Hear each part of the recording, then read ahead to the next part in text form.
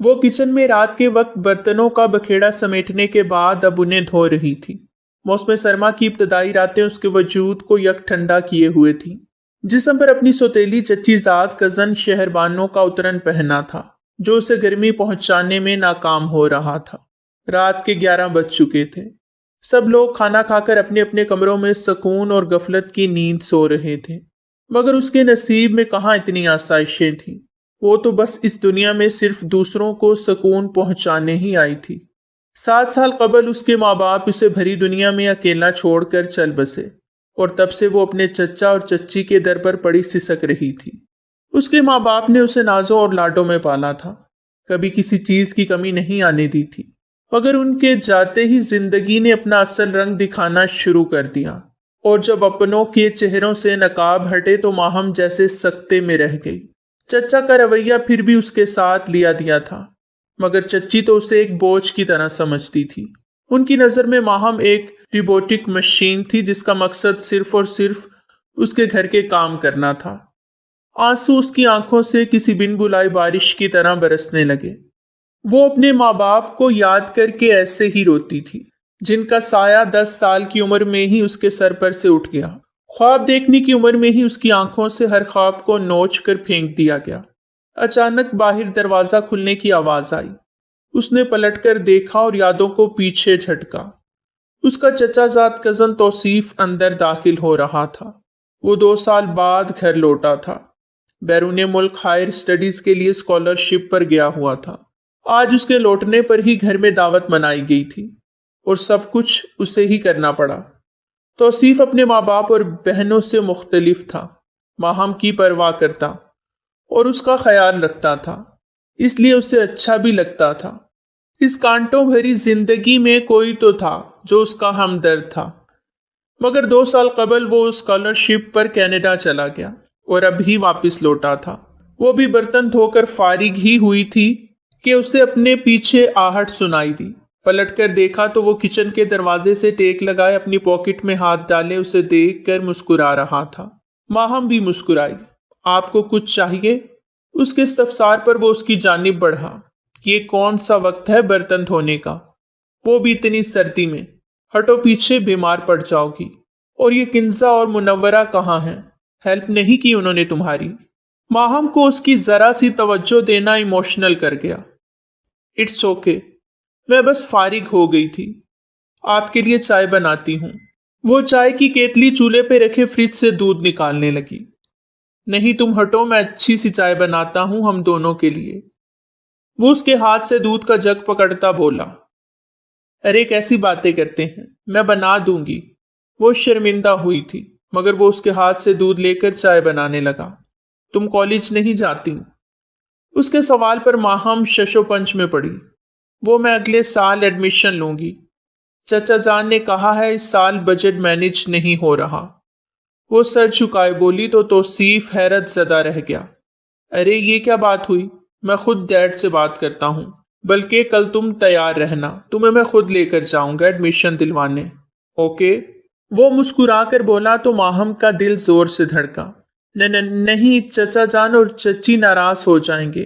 It's okay, میں next year لے لوں گی ایڈمیشن۔ وہ اسے دیکھ کر رہ گیا۔ اتنی پیاری سی لڑکی کیسے پڑھنے سے محروم رہ سکتی ہے؟ یہ تو زیادتی ہے نا۔ اتنے میں چچی کچن میں آئی۔ ارے توصیف، تم یہاں کیا کر رہے ہو؟ او مائی گاڈ، چائے تم بنا رہے ہو؟ اور تم پھوہڑ لڑکی، شرم نہیں آتی مرد سے کچن کا کام کرواتے؟ چچی اس پر برس پڑی تو وہ سٹپٹا گئی۔ کم آن ماما، میں نے ہی اسے منع کر دیا تھا، اور کیا ضرورت تھی اسے اکیلے کام کرنے کی؟ ہماری میڈ کہاں ہے؟ ارے گھر میں جب اتنی بچیاں موجود ہیں تو کیا ضرورت ہے خرچہ کرنے کی؟ پتہ ہے مہنگائی کتنی ہو گئی ہے، اور انہیں بھی تو کچھ سلیقہ آنا چاہیے نا۔ اگلے گھر جائیں گی تو کیا لے کر جائیں گی؟ تم آؤ میرے ساتھ کمرے میں، اور تم ہمارے لیے چائے بنا کر کمرے میں ہی لے آؤ۔ وہ ماہم کو حکم دیتی توصیف کا ہاتھ پکڑ کر کمرے میں لے گئیں، اور ماہم دل برداشتہ ہو کر رہ گئے۔ ایسا پہلی بار تو نہیں ہوا تھا اس کے ساتھ۔ وہ اپنے آنسو صاف کرتی چائے بنانے لگی۔ مما، آپ کیوں اسے اتنا ڈانٹتی ہیں؟ اتنی پیاری لڑکی ہے، معصوم سی، مجھے تو وہ بہت اچھی لگتی ہے۔ زبیدہ بیگم اس کے اندر تک اترتی نظروں سے دیکھنے لگی۔ خبردار جو اس کے بارے میں ایسا ویسا کچھ سوچا تو، بڑی مغرور اور نک چڑی سی لڑکی ہے۔ میں تو اس کے رشتے کی تلاش میں ہوں، جلد ہی کوئی اچھا سا گھر ڈھونڈتی ہوں اور اسے رخصت کرتی ہوں، یہ ہماری ذمہ داری ہے۔ چچی نے بات سنبھالنے کی کوشش کی تو وہ انہیں حیرت سے دیکھنے لگا۔ ماما جب گھر میں لڑکا ہے تو کیا ضرورت ہے باہر سے دیکھنے کی؟ اس کا اشارہ شاید اپنی طرف تھا۔ ارے میرے اتنے پڑھے لکھے بیٹے، تم اتنے خوبصورت اور ہینڈسم ہو، میں تو تمہارے لیے چاند سی دلہن لاؤں گی۔ اچانک وہ چائے کا ٹرے تھامتی ہوئی کمرے میں داخل ہوئی تو وہ دونوں خاموش ہو گئے۔ توصیف اسے اندر تک اترتی نظروں سے دیکھ رہا تھا۔ اسے شروع سے ہی ماہم بہت پسند تھی۔ بلا شبہ وہ اس سے پورے 7 سال چھوٹی تھی، مگر اس میں کسی طرح کی کوئی بھی کمی نہیں تھی کہ اسے ٹھکرایا جائے، بلکہ وہ تو سوچ چکا تھا کہ خود ماہم سے بات کرے گا، مگر شاید اس کی نوبت ہی نہیں آئی تھی۔ چچی کو جیسے ہی توصیف کی نیت پتہ چلی، انہوں نے ماہم کے رشتے کی تلاش میں ادھر ادھر سر پھوڑنا شروع کر دیا، اور بالآخر انہیں ایک ایسا لڑکا مل گیا جو کہ لڑکا نہیں بلکہ پوری لاٹری کا ٹکٹ تھا۔ لڑکے کے ماں باپ بچپن میں ہی وفات پا گئے تھے اور وہ ذہنی طور پر معذور تھا، اپنے پھپھو اور پھپھا کے ساتھ رہتا تھا۔ کروڑوں کی جائیداد کا مالک چچا اور چچی کو ماہم کے رشتے کے بدلے میں ڈھیر ساری رقم بھی آفر کی گئی تھی۔ وہ دونوں تو پھولے نہیں سما رہے تھے۔ ماہم سے جان بھی چھوٹ جاتی اور اتنے پیسے بھی ہاتھ آ جاتے۔ اگلے ہفتے تمہارے رشتے کے لیے تمہیں دیکھنے کچھ لوگ آ رہے ہیں، خبردار جو کوئی بھی ایسی ویسی حرکت کرنے کی کوشش کی تو۔ ارے تم تو خوش قسمت ہو، کروڑوں میں کھیلتا ہے وہ، تمہاری تو ساری زندگی کی حسرتیں بھی پوری ہو جائیں گی اور ہمارا بھی کچھ بھلا ہو جائے گا۔ تمہاری کفالت کرنے کے بدلے میں اللہ ہمیں اجر دینا چاہتا ہے۔ دیکھو انکار مت کرنا، اور خبردار جو میرے بیٹے کے آس پاس بھی نظر آئی تو تمہاری زبان حلق سے کھینچ لوں گی۔ چچی ماہم کو تنبیہ کر کے چلی گئی اور وہ حیرت زدہ سی رہ گئی۔ شادی اور اس عمر میں وہ ابھی صرف 17 سال کی تھی، اور توصیف نے تو کہا تھا کہ اسے کالج میں ایڈمیشن بھی دلوا کر دے گا، تو کیا وہ بھی ان کے جیسا نکلا ہے؟ ماہم کے لیے کوئی بھی سٹینڈ نہیں لے سکا، سب ایک جیسے ہیں، لالچی اور خود غرض۔ وہ زاروں کی طرح رونے لگی۔ ممی یہ آپ کیا کر رہی ہیں؟ میں نے آپ سے کہا تھا کہ ماہم کا رشتہ کہیں بھی طے نہیں کریں گے۔ میں اسے پسند کرتا ہوں، اس سے شادی کرنا چاہتا ہوں۔ توصیف کو جب اس بات کا علم ہوا تو وہ جیسے پھٹ پڑا۔ آج شام کو اسے دیکھنے کے لیے لڑکے والے آ رہے تھے، اور توصیف کو اب خبر ملی تھی۔ وہ اپنے بزنس کو پھیلانے کے لیے پچھلے کچھ دنوں میں مصروف رہا، اس لیے ماہم سے بھی بات نہ ہو سکی، اور اس نے بھی شاید اسے بتانا ضروری نہیں سمجھا۔ بیٹا کیا کریں، پرائی لڑکیوں کو گھر میں رکھنا کسی آزمائش سے کم نہیں ہوتا۔ میں اپنی بچیوں سے تو واقف ہوں، ماشاء اللہ سے بہت اچھی تربیت کی ہے میں نے ان کی، مگر ماہم کچھ الگ طرح کی لڑکی ہے۔ تمہیں کیا پتا کہ یہ کتنی چالاک ہے؟ کوئی کروڑ پتی لڑکا پھنسا لیا ہے اور آج وہ اسے دیکھنے کے لیے آ رہے ہیں۔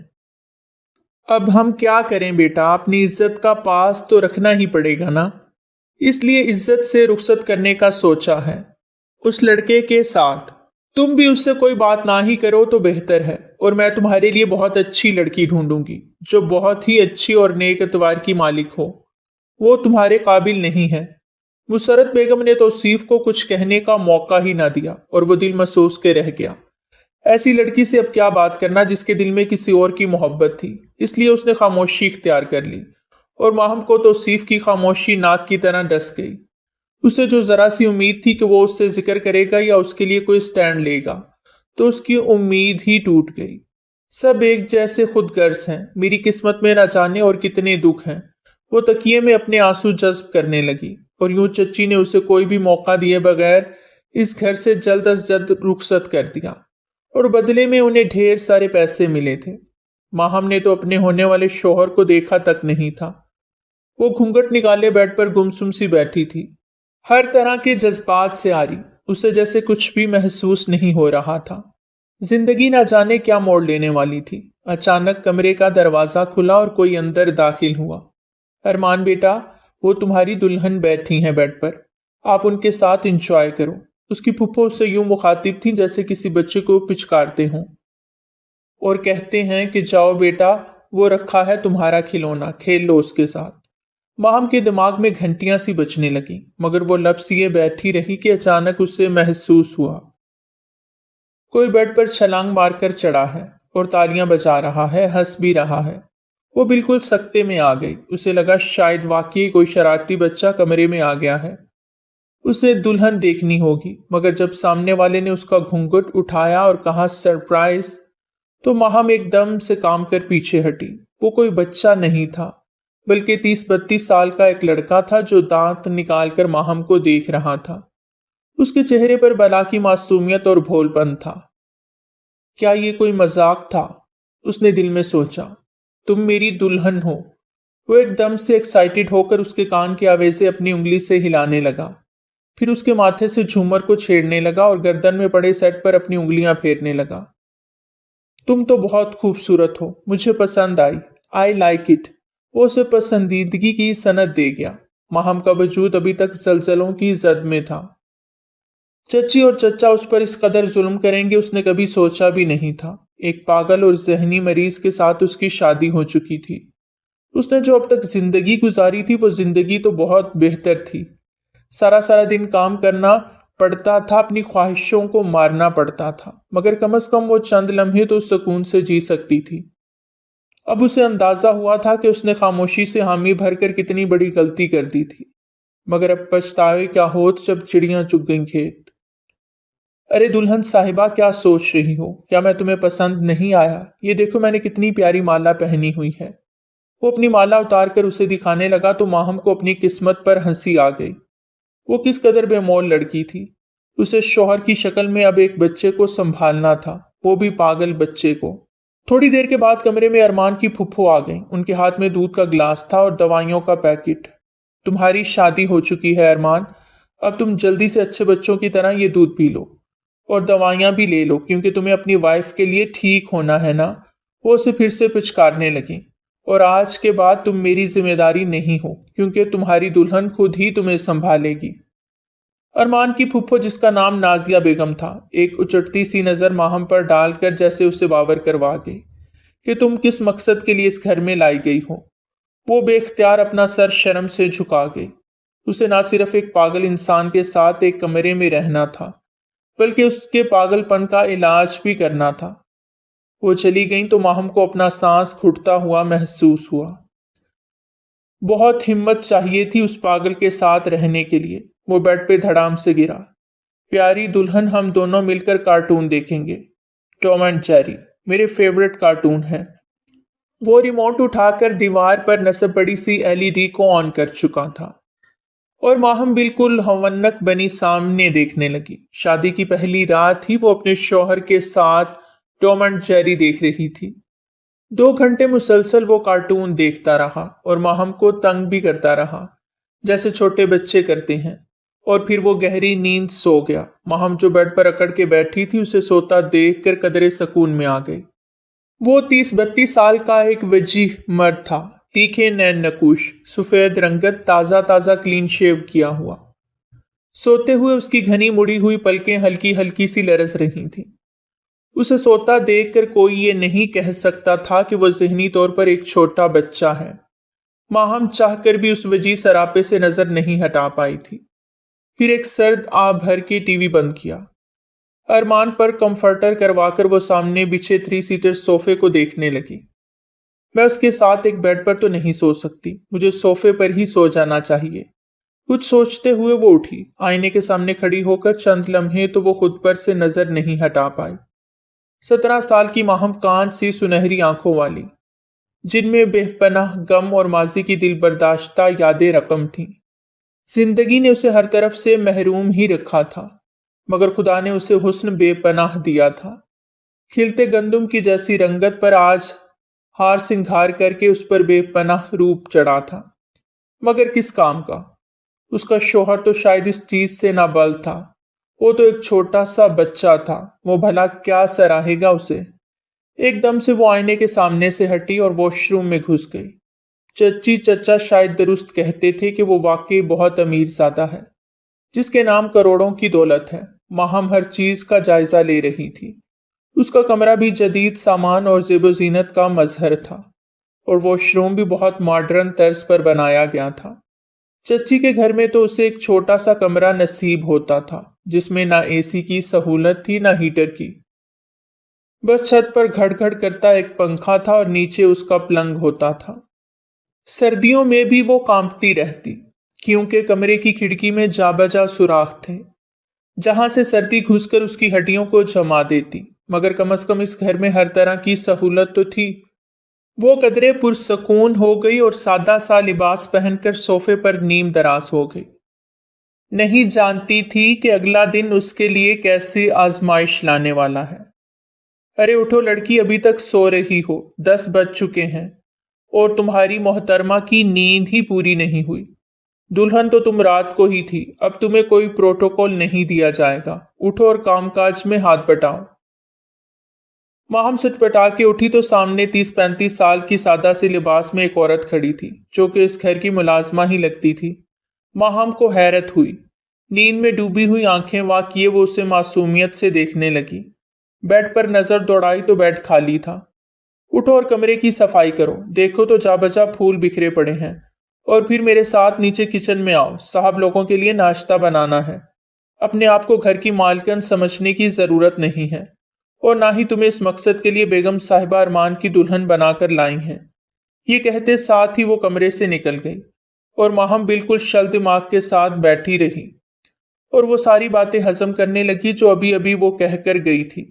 مطلب زندگی اس پر کسی صورت بھی مہربان ہونے والی نہیں تھی۔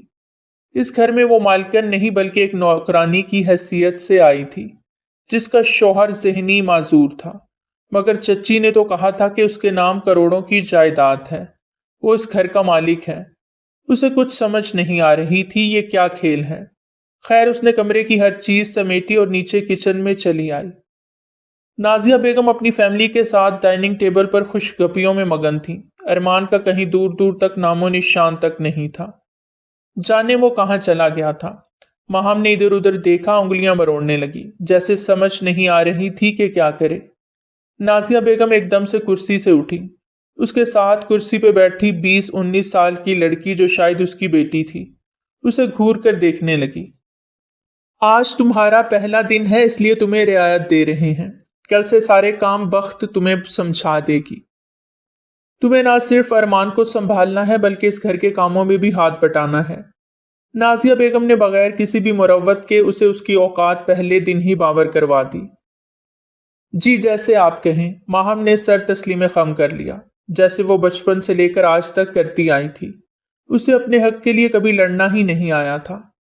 اس میں خود اعتمادی کی شدید کمی تھی، اپنے حق کے لیے بولنا اسے موت لگتا تھا، اور اس نے تو یہ بات کب سے تسلیم کر لی تھی کہ وہ اس دنیا میں بس دوسروں کی خدمتیں کرنے ہی آئی ہے۔ اس سے آگے اس کی سوچ جاتی ہی نہیں تھی۔ تو اب کیا یہ ہمارے ساتھ بیٹھ کر ناشتہ کرے گی؟ مجھے نہیں پتا۔ 20 سالہ نابیہ نے ناک بون چڑھائی۔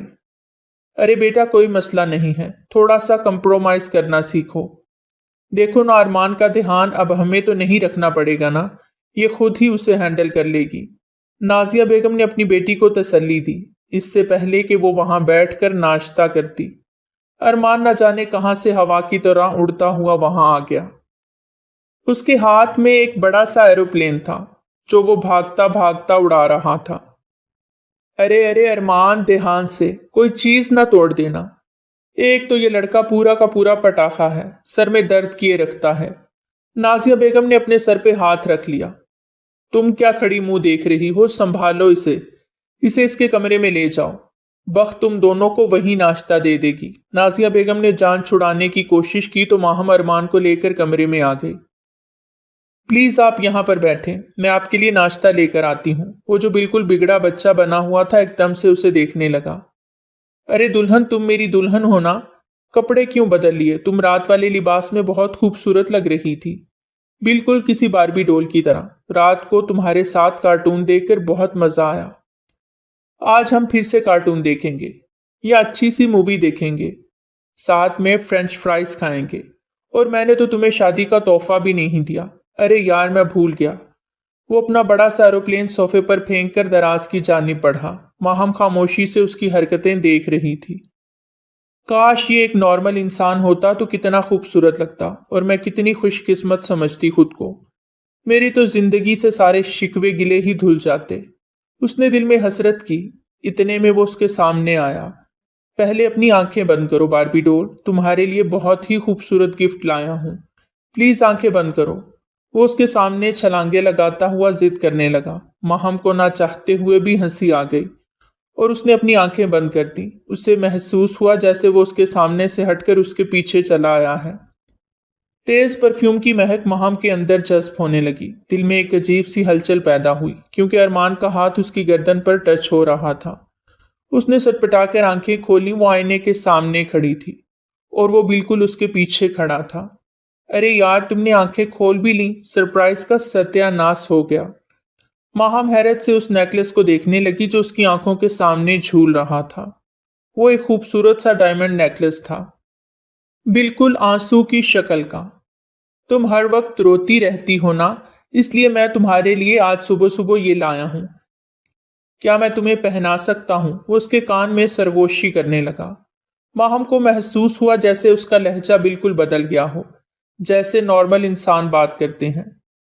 नहीं, मैं ये खुद पहनूंगी, मुझे दे दें। और इसके सामने से हटने लगी तो उसने उसे खुद से लगा लिया और माहम का दिल तो जैसे धड़कना भूल गया।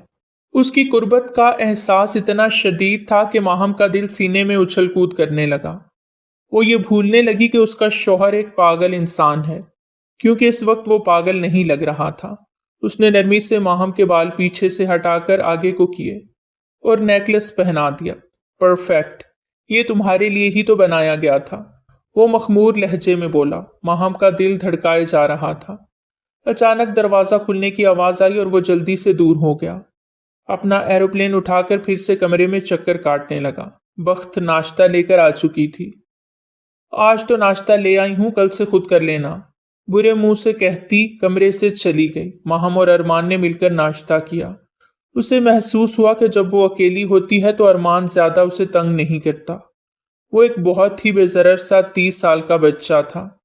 माहम उसे नाश्ता करवाने लगी और खुद भी किया। आहिस्ता आहिस्ता वो अरमान के साथ काफी ज्यादा घुलने मिलने लगी थी। उसका हर लम्हा ख्याल रखती। उसकी छोटी छोटी चीजों का कमरे में एक तरफ उसके सारे खिलौने रखे हुए थे। वो हर रात को माहम के साथ कार्टून जरूर देखता और माहम चाहते हुए भी उसे मना नहीं करती थी, क्योंकि उसे इनकार करने की आदत ही नहीं थी। वो इसका बिल्कुल बच्चों की तरह ख्याल रखती। उसे मेडिसिन खिलाते हुए उसे काफी ज्यादा मुश्किल पेश आती, क्योंकि वो खाता ही नहीं था। कहता था कि ये पॉइजन है, मैं नहीं खाऊंगा। जिस दिन माहम उसे मेडिसिन ना खिलाती, नाजिया बेगम उसको अच्छी खासी झाड़ पिलाती। वैसे तो वो अरमान की कोई ज्यादा परवाह नहीं करते थे, मगर मेडिसिन खिलाने में वो सभी बहुत पाबंद थे। शायद उन्हें भी अरमान के पागलपन से डर लगता होगा, इसलिए वो चाहते हैं कि वो ठीक हो जाए। माहम मासूमियत से सोचने लगती। अब तो वो अरमान से काफी ज्यादा दोस्ताना रवैया रखने लगी थी। उनकी बहुत अच्छी दोस्ती हो गई थी। अरमान उसे अपनी फेवरेट मूवीज और हॉबीज के बारे में बताता था। वो घंटों बातें करते। कभी कभी वो अपनी बातों से एक मैच्योर इंसान लगता और इशारों ही इशारों में ऐसी बातें कर जाता कि माहम अंदर तक दहल जाती। मगर फिर जब कोई आसपास होता तो वो फिर से बच्चा बन जाता। इस बड़े से घर में नाजिया बेगम, उनके शौहर खलील साहब, उनकी बेटी अनाबिया और बेटा फुरकान रहते थे। अब तो बख्त से भी उसकी थोड़ी बहुत दोस्ती हो गई थी, क्योंकि वो इतनी अच्छी और मिलनसार तबीयत की मालिक थी कि बख्त भी उससे राजो न्याज कर लेती और अक्सर ही उनकी फैमिली हिस्ट्री के बारे में बात करती कि किस तरह अरमान के वालिदैन एक हादसे में जाँ बहक हो गए जब वो 25 साल का था। उसके बाद उसका जहनी तवाजुन खो गया और इस घर में उसकी फुप्पो और फुप्पा रहने के लिए आ गए, ताकि अरमान अकेला महसूस ना करे। और माहम बिल्कुल सकते में रह गई, क्योंकि वो तो इस घर में ऐसे रहते थे जैसे ये उनका घर हो और अरमान कोई पराया बच्चा हो। अब उसे सारी बात समझ आ गई थी। यकीनन नाजिया बेगम और खलील साहब ने उसके हिस्से की जायदाद पे भी कब्जा जमा रखा होगा। उसे अरमान पर बेपनाह तरस आया। उसे खुद में और अरमान में कोई फर्क नजर नहीं आता था, क्योंकि वो भी तो अपने माँ बाप को खोकर चचा चच्ची के दर पर पड़ी थी और चचा चच्ची ने उसके माँ बाप का हिस्सा भी हड़प कर लिया था। ارمان اور ماہم کی قسمت شاید ایک ہی جیسی تھی۔ وہ پہلے سے بڑھ کر اس کا خیال رکھنے لگی۔ وہ چاہتی تھی کہ ارمان کسی طریقے سے ٹھیک ہو جائے، اس لیے وہ اسے دوائیاں پابندی سے کھلانے لگی، چاہے زبردستی ہی کھلانی پڑتی، اور وہ بالکل ناراض ہو کر ایک کونے میں بیٹھ جاتا۔ تم بھی میری بالکل بھی پرواہ نہیں کرتی، ان ظالموں کے جیسی ہو، مجھے پوائزن کھلاتی ہو، مجھے لگا تھا کہ تم ان سے مختلف ہو، مگر تم سب ایک جیسے ہو۔ وہ بالکل ناراض ہو کر اسے کہنے لگا تو ماہم حیران ہو گئی۔ کیسی باتیں کرتے ہو ارمان، یہاں ہر کوئی تمہیں ٹھیک کرنا چاہتا ہے، بھلا کوئی ایسا کیوں چاہے گا کہ تم کبھی ٹھیک نہ ہو؟ اور میں ایسا کیوں چاہوں گی کہ میرا شوہر کبھی ٹھیک نہ ہو؟ ماہم نے نرمی سے اس کے بالوں میں اپنی انگلیاں چلائیں تو ارمان نے ایک دم سے اس کا ہاتھ تھام لیا، اور ماہم کو اپنا دل بھی بند ہوتا محسوس ہوا۔ وہ شخص جب بھی اسے چھوتا تھا تو ماہم اس کے چھونے کے احساس سے ہی مچلنے لگتی، دل سینے میں ادھم مچانے لگتا۔ وہ ایک دم بدک کر پیچھے ہٹی۔ وہ چاہ کر بھی ایک پاگل انسان کے ساتھ ازدواجی تعلق قائم کرنے کے بارے میں سوچ بھی نہیں سکتی تھی، اور شاید ارمان تو ان سب چیزوں سے واقف بھی نہیں تھا۔ وہ روزانہ رات کو بیڈ پر ایک ساتھ بیٹھ کر کارٹون دیکھتے، اور جب ارمان سو جاتا تو وہ چپکے سے صوفے پر چلی جاتی۔ ارمان نے کبھی بھی اس حوالے سے اسے اپنے قریب کرنے کی کوشش نہیں کی تھی، کیونکہ اس کا ذہن بالکل بچوں جیسا تھا، اور ماہم کے لیے یہی غنیمت تھا، ورنہ وہ کس قدر مشکل میں پڑ جاتی۔ آج رات میں اپنی فیورٹ مووی لگاؤں گا اور ہم مل کر دیکھیں گے، وہ ایک دم پھر سے معصومیت سے بولا، اور ماہم کو ہنسی آ گئی۔ پہلے یہ میڈیسن کھائیں، اس کے بعد جو کہیں گے وہ کروں گی۔ وہ ایک دم سے کھڑا ہو گیا اس کے روبرو۔ کیا واقعی جو میں کہوں گا وہ تم کرو گی؟ وہ گہری نظروں سے اسے اندر تک جھانکنے لگا تو ماہم ادھر ادھر دیکھنے لگی۔ ہاں ہاں بالکل وہی کروں گی، ہر بات مانوں گی، آپ کی ہر چیز کا خیال رکھتی ہوں، مجھ سے آپ کو کبھی بھی کوئی گلہ نہیں ہوگا، کیونکہ میں یہاں صرف اور صرف آپ کی خدمت کرنے کے لیے ہی آئی ہوں، آپ کو ٹھیک کرنے کے لیے، اور میں کر کے رہوں گی۔ آپ مجھ سے وعدہ کریں کہ میڈیسن ٹائم پر کھائیں گے اور جلدی جلدی ٹھیک ہو جائیں گے۔ وہ اس کے دونوں ہاتھ تھام کر وعدہ لینے لگی تو ارمان نے زور سے اس کے ہاتھ پکڑ لیے۔ وعدہ کرتا ہوں کہ میں بہت جلد ٹھیک ہو جاؤں گا، صرف تمہارے لیے ماہم۔ وہ اسے مسکرا کر دیکھنے لگا اور پھر اسے حیران چھوڑتا کمرے سے باہر نکل گیا۔ وہ معمول کے مطابق کچن کا کام سمیٹ رہی تھی۔ بخت کو کسی کام سے گاؤں جانا پڑا۔ نازیہ بیگم اور خلیل صاحب اپنے بچوں کے ساتھ ایک پارٹی میں گئے تھے۔ ان کی اپنی ہی زندگی تھی جس میں وہ خوب مگن تھے، مگر شکر تھا کہ وہ ماہم پر زیادہ کڑی نگرانی نہیں رکھتے تھے۔ ان کے لیے یہی غنیمت تھا کہ وہ ارمان کو سنبھالے ہوئے ہے۔ ارمان اپنے دوستوں کے ساتھ باہر کھیلنے گیا تھا اور ماہم کو بہت فکر ہو رہی تھی۔ اس نے کہا تھا کہ وہ تھوڑی دیر بعد آ جائے گا۔ وہ پہلے بھی محلے کے لڑکوں کے ساتھ کرکٹ کھیلنے چلا جاتا تھا، مگر اب تو بہت رات ہو گئی تھی۔ بار بار اسے فکر ستا رہی تھی۔ ارمان کے پاس موبائل بھی نہیں تھا کہ وہ اسے کال کر لیتی۔ اچانک دروازے پر کوئی کھڑا محسوس ہوا۔ اس نے ایک دم پلٹ کر دیکھا تو وہ ولید تھا، نازیہ بیگم کا بڑا بیٹا، جس کی عمر 25-26 سال تھی۔ وہ کافی ماڈرن قسم کا لڑکا تھا۔ وہ اسے اندر تک اترتی نظروں سے دیکھ رہا تھا۔ جی آپ کو کچھ چاہیے؟ ماہم نے نارمل سے انداز میں پوچھا۔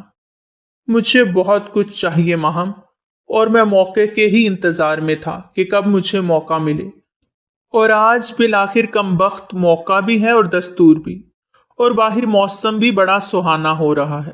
کیوں نہ مل کر ایک مووی دیکھیں؟ آ جاؤ میرے کمرے میں، تمہارے حسن کو خراج تحسین پیش کروں گا۔ وہ قدم قدم اس کی جانب بڑھنے لگا۔ ماہم اتنی بچی تو نہیں تھی کہ وہ کسی مرد کی نظروں کا مفہوم نہ سمجھ سکتی۔ اس کی روح اندر تک کانپ گئی۔ ولید کی نظریں شروع سے ہی اسے ہوس زدہ لگتی تھیں جب سے وہ اس گھر میں آئی تھی، مگر وہ اپنا وہم سمجھ کر اسے جھٹک دیتی۔ مگر آج تو وہ اس کے سارے شکوک و شبہات دور کر گیا۔ کیا مطلب ہے آپ کا؟ میں کہیں نہیں جاؤں گی، آپ کی بھابھی ہوں میں۔ اس کی بات پر ولید ایک دم سے کہا لگا کر ہنسا۔ پہلے اس پاگل لڑکی کی بیوی تو بن جاؤ، بھابھی تو بعد میں بنو گی۔ اور میں جانتا ہوں کہ اس نے ابھی تک تمہیں ہاتھ بھی نہیں لگایا ہوگا، گدھا کہیں کا۔ وہ تو تمہیں ڈیزرو بھی نہیں کرتا۔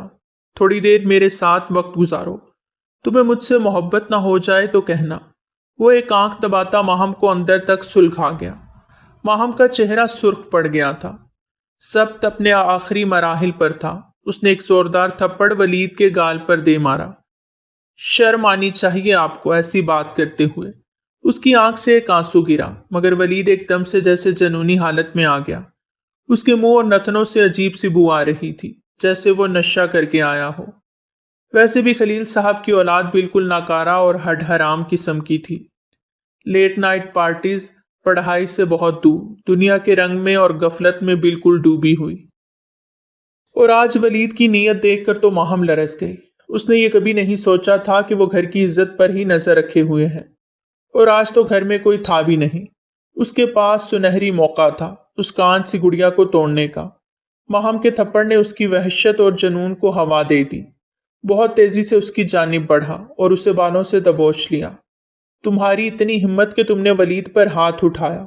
آج میں تمہیں بتاؤں گا کہ اس تھپڑ کی کیا سزا ہے۔ پہلے تو میں تم سے نرمی کا مظاہرہ کر رہا تھا، مگر تم 2 ٹکے کی لڑکی اس قابل نہیں ہو کہ تمہیں آرام سے چھوا جائے۔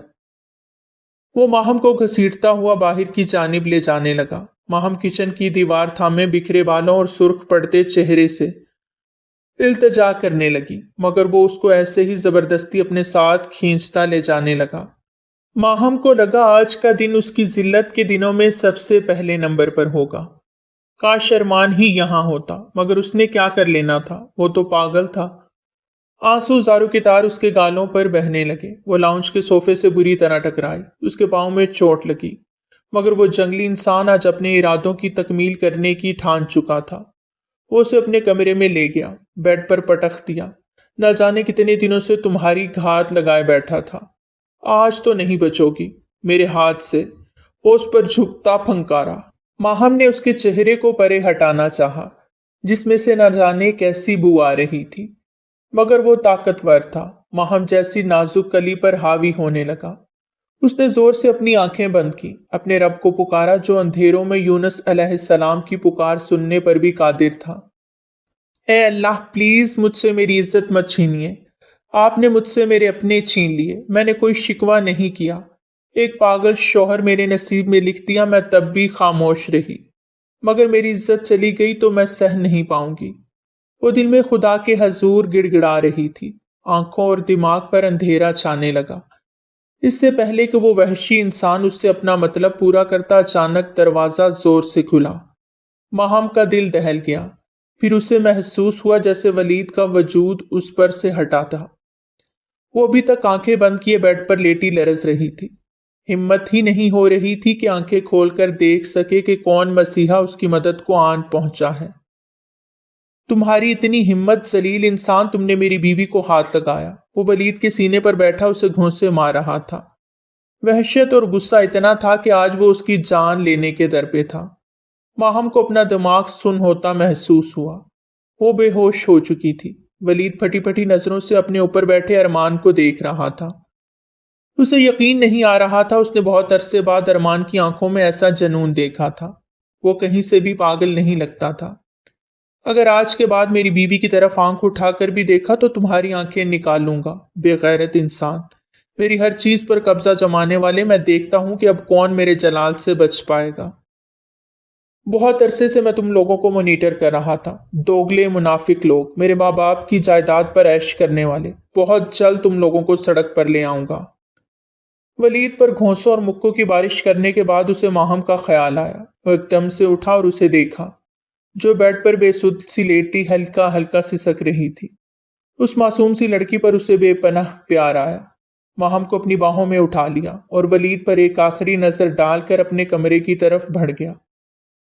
ماہم اس کی مضبوط پناہوں میں لرزنا بند ہو گئی، جیسے وہ ایک دم سے سکون میں آ گئی تھی۔ اسے بیڈ پر لٹانے کے بعد وہ اس پر کمفرٹر ڈالتا وہیں اس کے پہلو میں بیٹھ گیا۔ ماہم کی پلکیں ابھی بھی خوف سے لرز رہی تھیں۔ وہ بے ہوش ہو چکی تھی، مگر اس کا جسم ابھی بھی اس خوف کے زیر اثر تھا۔ میں تمہیں چھوڑوں گا نہیں ولید۔ میں اب تک تم لوگوں کی ہر بات برداشت کرتا آیا ہوں، مگر میری ماہم کو کوئی ہاتھ بھی لگائے، کوئی میلی نظر سے بھی دیکھے تو میں اس کی آنکھیں نکال لوں۔ کوئی ہاتھ لگانے کی کوشش تو کرے، اس کے ہاتھ اکھیڑ کر رکھ دوں۔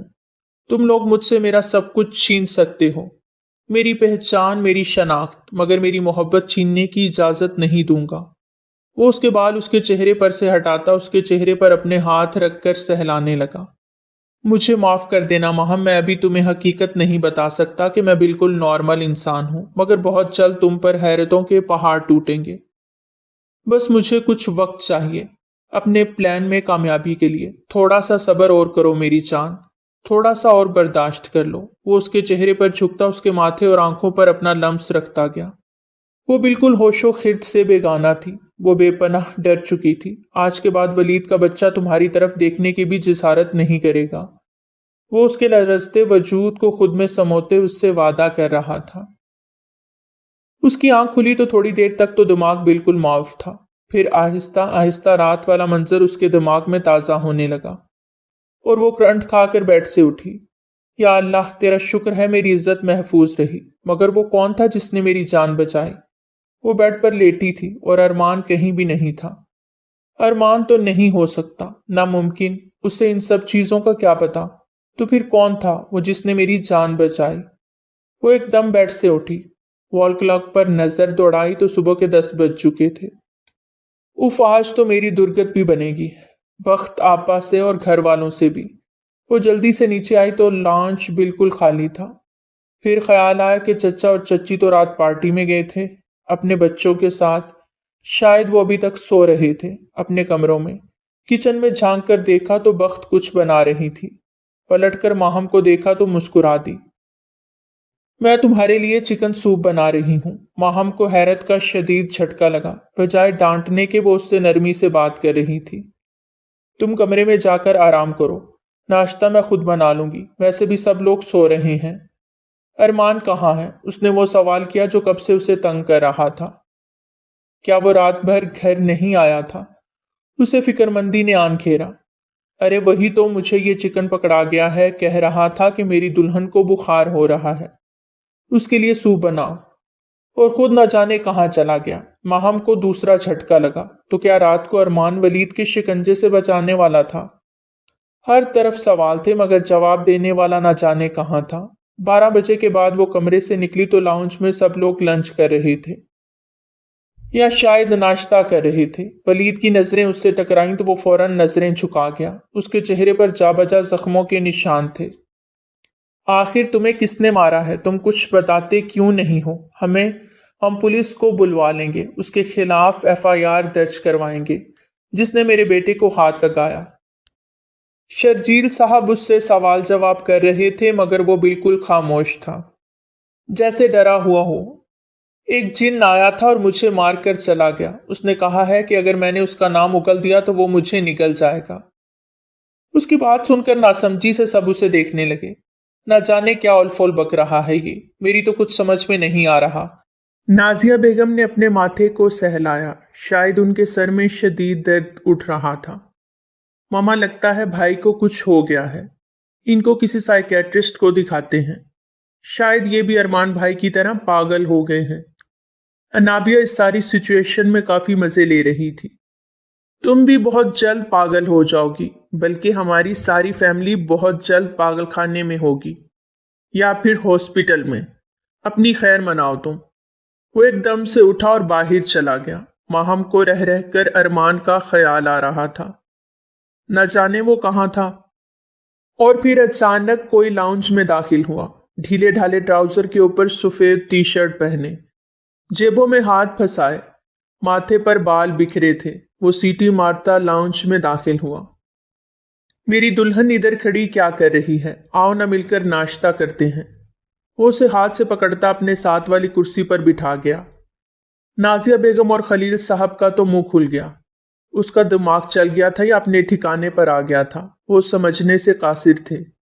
یاہو، آج تو میرا فیوریٹ قیمے والا پراٹھا پکا ہے۔ وہ پھر سے بچوں کی طرح کھلکھلا کر ہنسنے لگا تو ان دونوں نے جیسے سکون کا سانس لیا اور کھانے میں مگن ہو گئے۔ ارمان بیٹے، میں نے آپ کو اتنی بار کہا ہے کہ اسکول کا ہوم ورک کرنا مت بھولا کرو۔ آج بھی تمہارے کمرے میں فائلز بغیر سگنیچر کے اٹھا کر لایا ہوں۔ یہ آپ کا ہوم ورک ہے، اگر نہیں کریں گے تو ٹیچر ڈانٹیں گی آپ کو۔ خلیل صاحب نے اسے نرمی سے ڈانٹ کر کہا تو ماہم کو حیرت ہوئی क्योंकि अरमान तो कहीं नहीं जाता था। भला वो कैसे स्कूल या कॉलेज या यूनिवर्सिटी जा सकता था? वो तो पागल था। ओह फूफा जान, आई एम सॉरी। आप भी मुझे टीचर के नाम से डराते रहते हैं और साइन करवाते रहते हैं। अब मैं साइन नहीं करूंगा, मेरे हाथ दर्द करते हैं। वो एकदम न रूठे बच्चों की तरह बोला तो खलील साहब उसके कंधे पर थपकी देते उठ खड़े हुए। आप साइन नहीं करेंगे तो आपको फिर वहीं भेज दिया जाएगा, याद है ना? क्योंकि टीचर को लगता है कि आप पढ़ाई में दिलचस्पी नहीं ले रहे, अपना काम नहीं कर रहे, इसलिए वो सजा देने के लिए आ जाता है। इसलिए अच्छे बच्चों की तरह साइन कर देना, याद से। ये कहते साथ वो लाउंज से निकल गए। हाँ बेटा, इसी में तुम्हारी भलाई है, क्योंकि हम में से कोई भी नहीं चाहता कि तुम्हें सजा मिले, नाजिया बेगम ने उसे पुचकारते हुए कहा। फूफो जान, अब मुझे सजाओं से डर नहीं लगता। जिस टीचर को भी बुलवाना है बुलवाएं। मैं भी जिनको बुलवाऊंगा जो मेरे कब्जे में है, जो आप सबको डराएगा। देखा नहीं वलीद साहब की हालत, वो तो डर गए हैं। आप भी डर जाएंगे, क्योंकि अब डराने की बारी मेरी है। वो एकदम से माहम का हाथ पकड़ता अंदर की जानिब बढ़ गया और नाजिया बेगम का नवाला मुंह तक जाता जाता वहीं प्लेट में गिर गया। ये क्या बकवास थी? उनके दिल में वहम सा उठा। नहीं नहीं, ऐसा नहीं हो सकता। मॉम, मुझे तो इस घर की इन्वायरमेंट खतरनाक सी लग रही है। अनाबिया ने अपनी माँ को डराना चाहा। सोचे अगर भाई ठीक हो गए तो क्या होगा, हम फिर से सड़क पर आ जाएंगे। बकवास बंद करो तुम अपनी, और पढ़ाई पर तवज्जो दो। सारा दिन और सारी रात पार्टीज करती हो, शर्म नहीं आती तुम्हें? नाजिया बेगम उसे झाड़ती हुई उठ खड़ी हुई। आप तो हर वक्त गुस्सा ही करती रहती हैं मॉम, यही तो जिंदगी है एंजॉय करने की। क्या पता कल को हम फिर से सड़क पर आ जाएं। अपने बाबा की बदौलत अपने बिजनेस का तो उन्होंने कबाड़ा कर दिया था, अब न जाने मामू जान का बिजनेस कब तक चलाएंगे। और ये वलीद का बच्चा, उसे भी तो कुछ नहीं कहती आप? अरमान भाई के ठीक होने से पहले पहले जितनी भी जायदाद अपने नाम करवाना हो करवा ले, क्योंकि न जाने फिर मौका मिले या ना। वोट कर जा चुकी तो नाजिया बेगम अपना सर थाम कर रह गई। माहम उसके साथ सोफे पर बैठी उसे नूडल्स खिला रही थी। वो बहुत गुमसुम सी थी। कल जो हादसा उसके साथ पेश आया था, क्या उसे बताना चाहिए या नहीं? मगर वो कहाँ समझेगा। भला जो सामने टांग पर टांग जमाए मजे से कार्टून देख रहा था और नूडल्स से इंसाफ कर रहा था, उसके चेहरे से दूर दूर से भी ऐसा नहीं लगता था कि वो माहम की ऐसे किसी खतरे से हिफाजत करने की सलाहियत रखता है। माहम की आंखों में आंसू फिर से जमा होने लगे और वो एक गहरा सांस भर के उन्हें अपने अंदर जज्ब करने लगी। प्यारी दुल्हन, क्या हुआ? यूं लग रहा है जैसे तुम ढेर सारा रोने की तैयारी में हो। वो प्यार से उसका चेहरा अपनी जानिब मोड़कर गौर से उसे देखने लगा। माहम को उस पर बहुत प्यार आया था। कुछ भी नहीं अरमान, और तुम्हें बताने का फायदा भी नहीं है, इसलिए तुम कार्टून देखो अच्छे बच्चों की तरह। वो उसके बालों में उंगलियां चलाते हुए बोली। अरमान ने बेख्तियार उसकी कलाई पकड़ ली और उसकी मखरूती उंगलियों पर अपनी उंगलियां फेरने लगा। एक सुकून बख्श सा एहसास माहम के अंदर उतरता चला गया, मगर उसने अपना हाथ झटक दिया। सुकून से बैठकर नूडल्स खाओ अच्छे बच्चों की तरह, और आज मैं बहुत थकी हुई हूं, जिस्म भी दर्द कर रहा है। ज्यादा देर तक आपके साथ कार्टून नहीं देख सकती, मैं बोर हो जाती हूं, मुझे सोना है। वो खफकी से बोली तो वो एकदम से सीधा होकर बैठा, उसके माथे पर हाथ रखा। अरे तुम्हें तो अभी तक बुखार है, सुबह बख्त ने तुम्हें यखनी नहीं पिलाई थी क्या? मैंने उससे कहा था कि तुम्हें मेडिसिन भी दे दे, उसकी तो खबर लेता हूं मैं। ये बहुत बिगड़ गई है, मोटी ब्रायलर मुर्गी कहीं की। माहम को जोर से हंसी आई, उसका सेंस ऑफ ह्यूमर काफी अच्छा था। चलो बेड पर लेटो, मैं तुम्हें पट्टियां कर देता हूं। बल्कि रुको, मैं मेडिसिन लाया, अभी तुम्हें देता हूं। अरे नहीं नहीं, मैं बिल्कुल ठीक हूं, कुछ नहीं हुआ मुझे, बस मुझे नींद आ रही है, सोना चाहती हूं। क्योंकि ये कार्टून देखकर मुझे हमेशा नींद आ जाती है। इतनी बुरी बुरी शक्लें हैं, सारी रात ख्वाब में भी तंग करते हैं ये मुझे। चले फिर आज कार्टून नहीं देखेंगे, आज मैं वैसे भी आपके साथ एक मूवी देखूंगा। मेरे दोस्त ने कहा था कि ये वाली मूवी अपनी बीवी के साथ देखना, बहुत मजा आएगा।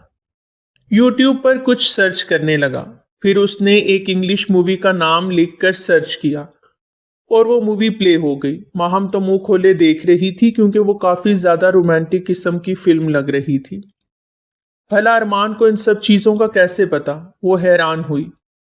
اب ہم تھوڑی دیر بیٹھ کر مووی دیکھیں گے۔ جب آپ کا موڈ اچھا ہوگا تو میں آپ کو سونے کی اجازت دے دوں گا، مگر آج آپ بیڈ پر سوئیں گی۔ وہ نرمی سے اس کے قریب کھسک گیا اور اپنا بازو صوفے پر پھیلا کر اس کے کاندھے پر رکھ لیا۔ وہ تو بالکل جیسے بت بنی اس کی حرکات و سکنات دیکھ رہی تھی۔ نہیں پریشان مت ہو، ابھی تک تم پر بہت سارے راز کھلیں گے، بس مووی دیکھو۔ کچھ دیر تو ماہم مووی دیکھتی رہی، مگر پھر اچانک ایک رومانٹک سین آ گیا جس میں ہیرو ہیروئن کو کس کر رہا تھا۔ ماہم کے تو رونگٹے کھڑے ہو گئے۔ یہ سین دیکھ کر اس نے ادھر ادھر دیکھنا چاہا۔ کیا ہوا ہے؟ دیکھو وہ لڑکا کتنا پیار کرتا ہے اپنی دلہن سے، حالانکہ ان کی تو شادی بھی نہیں ہوئی۔ گندے بچے ہیں یہ تو، مگر تم میری سچی مچی کی دلہن ہونا، میں یہ سب تمہارے ساتھ کر سکتا ہوں۔ وہ اتنی معصومیت سے ماہم کو دیکھتے بولا کہ اس کے پورے بدن کے رونگٹے کھڑے ہو گئے۔ وہ ایک دم بے چینی سے اٹھی۔ بند کرو اس سے ارمان، اچھے بچے ایسی چیزیں نہیں دیکھتے، اس سے اچھا تھا آپ کارٹون ہی دیکھ لیتے۔ وہ بے چینی سے بیڈ پر جا کر بیٹھ گئی کیونکہ صوفے پر ارمان بیٹھا تھا۔ اب ادھر آؤ، آ کر سو جاؤ، مجھے بھی نیند آ رہی ہے، مجھے صوفے پر سونا ہے۔ وہ قدم قدم چلتا اس کے قریب آیا اور اس کے ساتھ پہلو سے چپک کر بیٹھ گیا۔ ادھر دیکھو میری طرف ماہم۔ اس نے پہلی بار ماہم کا نام لیا تھا، ورنہ وہ تو اسے دلہن صاحبہ ہی کہتا تھا۔ ماہم پر تو آج حیرتوں کے پہاڑ ٹوٹ رہے تھے۔ آخر کیا انسان تھا یہ؟ اس کے اندر کیا چھپا تھا؟ اس کی آنکھوں میں کسی گہرے راز کی پرچھائی تھی۔ یہ وہ ارمان نہیں تھا جو روزانہ اس کے سامنے آتا تھا، پاگل بن کر یہ تو پاگل بنا رہا تھا۔ چلو لیٹ جاؤ، مجھے بھی نیند آ رہی ہے۔ آج تم بھی بیڈ پر سو گی، رات کو مجھے ڈر لگتا ہے۔ تمہاری ذمہ داری ہے نا مجھے سنبھالنا، تو پھر سنبھال لو نا۔ وہ ایک دم سے بیڈ پر لیٹ گیا اور ماہم شش و پنج میں پڑ گئی۔ تم روز مجھے دھوکہ دے کر سلا کر صوفے پر چلی جاتی ہو، مگر آج میں تمہیں کہیں نہیں جانے دوں گا۔ وہ اسے اپنے پہلو میں لٹاتے ہوئے اس کا بازو پھیلا کر اپنا سر اس کے اوپر رکھ گیا اور سوتا بن گیا۔ اب جیسے ہی تم میرے سر کے نیچے سے بازو ہٹاؤ گی مجھے فوراً پتہ چل جائے گا۔ ماہم کا دل اتنی زور سے دھڑک رہا تھا کہ حد نہیں، وہ چاہ کر بھی وہاں سے نہیں اٹھ سکتی تھی۔ پورے وجود میں بے چینی سرایت کر گئی۔ وہ دونوں میاں بیوی تھے، مگر ارمان شاید میاں بیوی کے حقوق سے واقف نہیں تھا، پر آج تو نہ جانے اس کے ذہن پر کیا چیز سوار تھی۔ شاید اس کے کسی شرارتی دوست نے اسے پٹی پڑھائی ہوگی۔ ماہم یہ سوچتے سوچتے کب سو گئی اسے پتہ ہی نہ چلا۔ ارمان نے ایک دم سے آنکھیں کھولیں، ماہم کو سوتے پایا اور لبوں پر شریر سی مسکراہٹ دوڑ گئی۔ وہ اس کے بازو پر کب سے سر رکھے سو رہا تھا۔ آہستہ سے اپنا سر کے نیچے سے اس کا بازو ہٹایا اور اپنے سینے پر رکھ لیا اور اپنا بازو اس کے سر کے نیچے رکھ کر اس کے ماتھے سے ماتھا جوڑے سو گیا۔ تمہیں بے وقوف بنانا بہت اچھا لگتا ہے مجھے، بس کچھ دن اور انتظار کرو، میں ایک ہی پل میں ان کو شہمات دوں گا کہ وہ منہ کے بل گریں گے، جنہوں نے میری زندگی برباد کر دی۔ میں تم سے وعدہ کرتا ہوں ماہم، تمہیں زندگی میں اتنی خوشی اور سکون دوں گا کہ اپنی گزشتہ زندگی کی تلخیاں بھول جاؤ گی۔ وہ اس کے ماتھے سے بال ہٹاتا سرگوشی سے بولا۔ خلیل صاحب ارمان انڈسٹریز کے ہیڈ آفس میں بڑی پریشانی سے بیٹھے تھے۔ ارمان کچھ دنوں سے انہیں کافی پریشان کر رہا تھا۔ طارق فرید کے ساتھ کانٹریکٹ کے پیپر سائن نہیں کر رہا تھا۔ اچانک آفس میں وکیل داخل ہوئے اور سامنے والی کرسی پر بیٹھ کر ایک فائل ان کے سامنے رکھی۔ آپ ارمان صاحب کے ساتھ زبردستی والا معاملہ نہیں کر سکتے، کیونکہ وصیت میں صاف صاف لکھا ہے کہ اگر ارمان کو ایک خروچ بھی آئے تو آپ کو اس کی گارڈین شپ سے نکال دیا جائے گا۔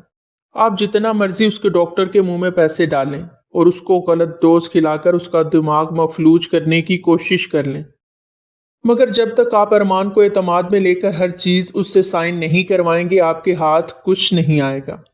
خلیل صاحب اس لیے ٹھنڈے دماغ سے اس کو آرام کریں، کیونکہ جب وہ ٹھیک ہو جائے گا تو آپ کی ساری چال سمجھ جائے گا۔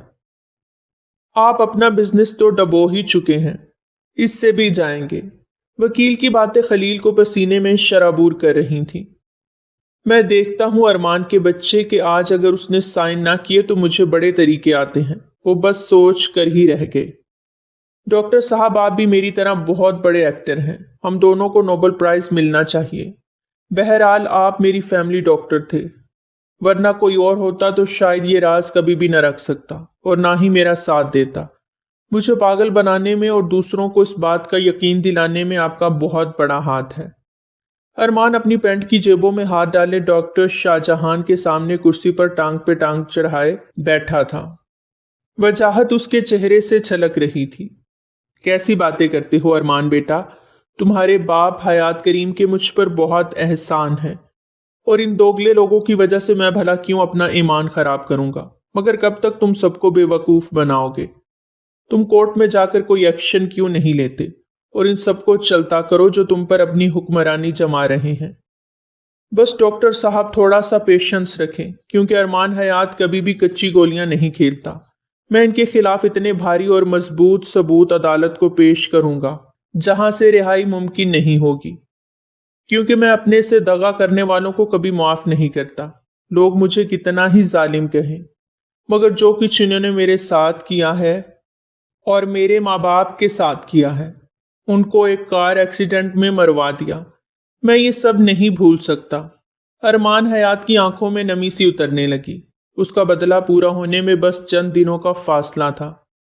ولید کو تو اس کی حقیقت کا علم ہو چکا تھا، مگر ارمان نے اس کے سامنے اس کے گناہوں کا پلندہ ایک فائل کی شکل میں تھمایا تھا اور اسے دھمکی دی کہ اگر وہ ارمان حیات کی اجازت کے بغیر اپنی زبان کھولنے کی کوشش کرے گا یا ماہم کی طرف آنکھ اٹھانے کی بھی کوشش کرے گا تو سب سے پہلے جیل وہی جائے گا۔ اور ولید تو صدا کا ڈرپوک تھا، تھر تھر کانپنے لگا، کیونکہ انڈسٹریز میں اس کے غبن کے ثبوت اس کے سامنے تھے۔ اس کے علاوہ غلط سرگرمیوں میں ملوث ہونے کے سارے ثبوت اس کی آنکھوں کے سامنے ناچ رہے تھے۔ کیسے اس نے نشے کی حالت میں ایک بے قصور انسان کی جان لی، اپنی گاڑی سے ٹکر مار کر۔ ولید تو سر پکڑ کر بیٹھ گیا، اسے اپنے سامنے بس تاریکی ہی نظر آ رہی تھی۔ شام کو وہ گھر واپس آیا تو ماہم کی تلاش میں نظریں دوڑائیں۔ اس کی شادی کو 6 ماہ گزر چکے تھے اور ماہم سے اس کی بہت اچھی دوستی ہو گئی تھی۔ ماہم اس کی زندگی کی وہ انسان تھی جس نے اتنے فریب کاروں کے درمیان اس کے دل میں جگہ بنائی۔ وہ اتنی معصوم تھی کہ اپنے سے زیادتی کرنے والوں کو کھلے دل سے معاف کر دیتی۔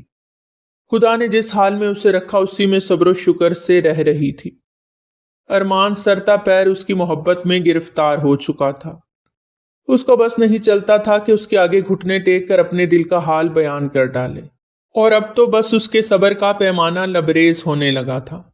وہ اس سے مزید دور نہیں رہ سکتا تھا۔ کچن میں جھانک کر دیکھا تو وہ وہاں بھی نہیں تھی، یقیناً کمرے میں اس کا انتظار کر رہی ہوگی۔ آج تو وہ اسے بتانے والا تھا کہ وہ کون ہے اور ماہم کے لیے کیا محسوس کرتا ہے۔ جب کمرے کو بھی خالی پایا تو تشویش بڑھ گئی، وہ کہاں جا سکتی ہے؟ بخت بھی نہیں تھی۔ ماہم، ماہم، وہ اسے آواز دیتے ڈھونڈنے لگا۔ دماغ میں خطرے کی گھنٹی بجی، کہیں ولید نے پھر سے تو نہیں، ایسا نہیں ہو سکتا۔ وہ تشویش سے اسے ڈھونڈ رہا تھا، ہر کمرے میں دیکھ لیا مگر وہ کہیں نہیں تھی۔ دل یوں تھا جیسے ابھی باہر آ جائے گا۔ اگر معصوم سی ماہم کو کچھ بھی ہو گیا تو وہ ہر چیز کو آگ لگا دے گا۔ ولید بھی اپنے کمرے میں نہیں تھا، سارے رومز خالی تھے اور سامان ہر جگہ بکھرا ہوا تھا۔ لاکرز سارے کھلے پڑے تھے، سارا قیمتی سامان غائب تھا۔ او مائی گاڈ، تو کیا وہ سب فرار ہو گئے؟ مگر ماہم کہاں ہے؟ وہ جلدی سے باہر کی جانب بھاگا۔ تو کیا ان سب کو پتا چل گیا کہ میں پاگل نہیں ہوں، بلکہ بہت جلد انہیں گرفتار کروانے والا ہوں؟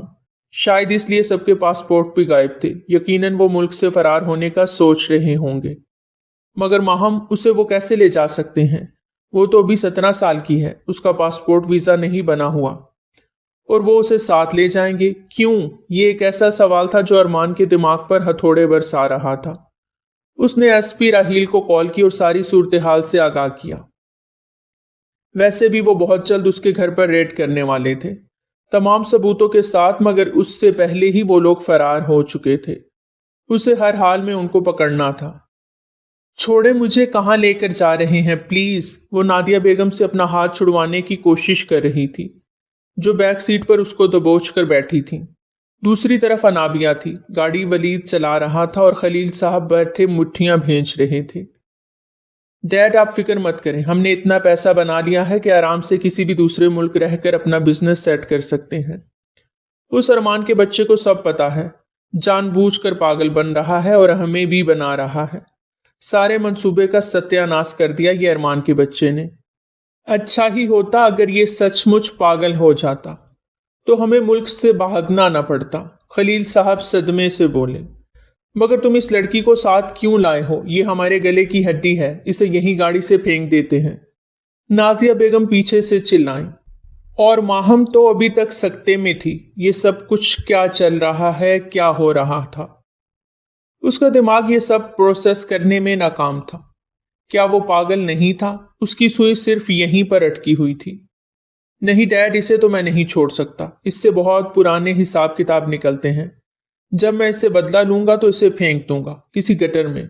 मुझे तो अभी तक वो पिटाई याद है जो अरमान ने उस रात मेरी की थी। उससे भी हिसाब किताब निकलते हैं मेरे। बड़ा आया आशिक मिजाज। उसकी आशिकी तो मैं एक पल में निकालूंगा। देखना कैसे बिन पानी के मछली के तड़पता है, और उसे पता भी नहीं चलेगा कि हम किस रास्ते से जा रहे हैं। वलीद गरूर से बोल रहा था और माहम पर तो हैरतों के पहाड़ टूट रहे थे। उस रात उसे इस दरिंदे से बचाने वाला अरमान ही था, मगर वो कैसे मासूम बच्चा बन गया उसके सामने। कितना बड़ा एक्टर था। वो आंसू बेख्तियार उसकी आंखों से बहने लगे। वो दिल ही दिल में उससे पुकार रही थी जो उसका मसीहा था, उसका मुहाफिज, उसका शौहर था। गाड़ी सड़क पर दौड़ रही थी और उसकी चीखों पुकार दम तोड़ती जा रही थी। रात तारीख हो रही थी और माहम की उम्मीद का दिया भी टिमटिमा रहा था। अचानक एक झटके से गाड़ी रुकी तो माहम को जैसे होश आया। उसने इर्द गिर्द देखा तो चारों तरफ अंधेरा ही अंधेरा था। उतरो नीचे, नादिया बेगम ने बाजू से दबोचे गाड़ी से निकालने लगी। आखिर वो कहाँ आए थे? क्या एयरपोर्ट? शायद उसे पता चल जाए, शायद वो मुझे ढूंढ ले। उसने दिल में शिद्दत से दुआ मांगी।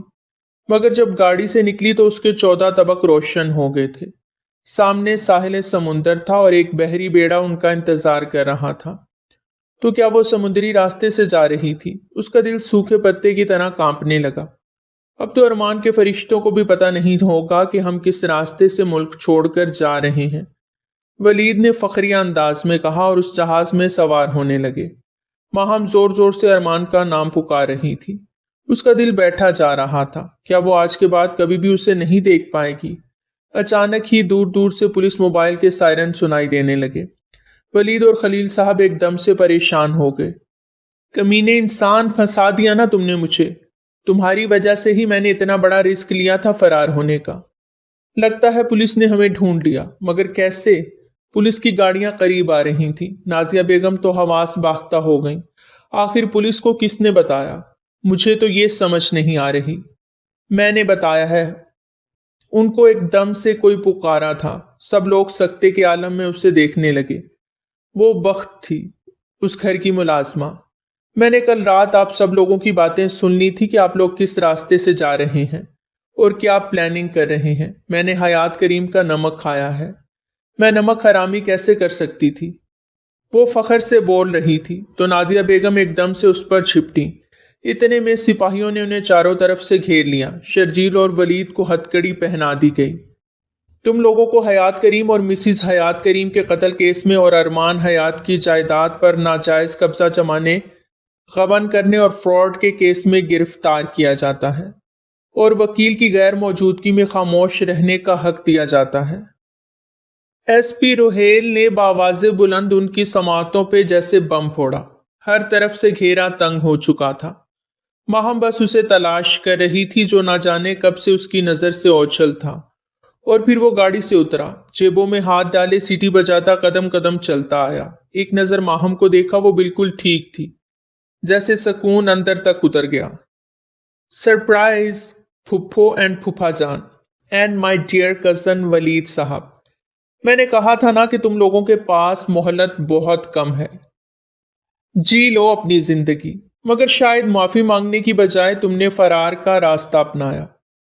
So sad. बुज़दिलों की टोलियों अब सड़ो जेल में।